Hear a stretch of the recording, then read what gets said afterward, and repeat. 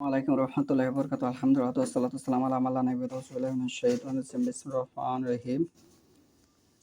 ইবনু উমর সুম্মা কাআমা নবী সাল্লাল্লাহু আলাইহি ওয়াসাল্লাম ফিন নাসি ফাআসনা আলাল্লাহি বিমা হুয়া আহালুহু সুম্মা সাকারাত তাসআলা ফাকালা ইন্নী উনজিরু কুমুহু আমা মিন নবী ইল্লা কাদ আনসারাহু কাউমাহু লাকাদ আনসারাহু নুহু কাউমুহু ওয়ালাকিন সাআকুলু লাকুম ফিহি কাউলান লাম ইয়াকুলহু নবী লিকাউমিহি তা'লামুনা আন্নাহু আওয়ারু ওয়া আন্নাল্লাহা লাইসা বিআওয়ার।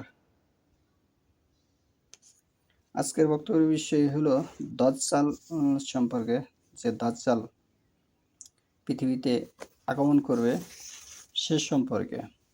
আমি যে হাদিসটা তেলাওয়াত করেছি সহিহ বুখারীর হাদিস নম্বর 3057। ইবনু উমর রাদিয়াল্লাহু আনহু বর্ণনা করেছেন যে নবী সাল্লাল্লাহু আলাইহি সাল্লাম লোকদের মাঝে দাঁড়ালেন। প্রথমে তিনি আল্লাহ তাআলার যথাযথ প্রশংসা করলেন।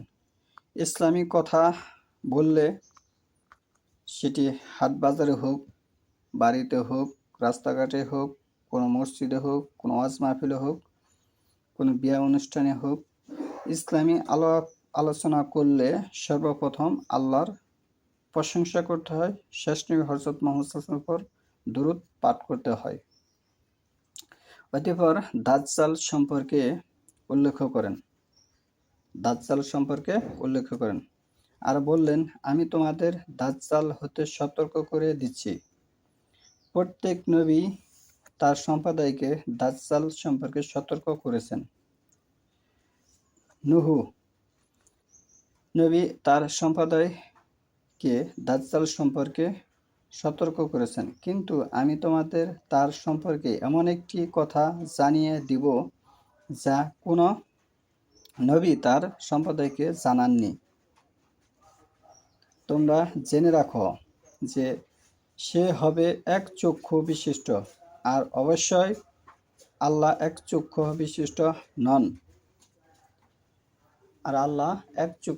বিশিষ্ট নন।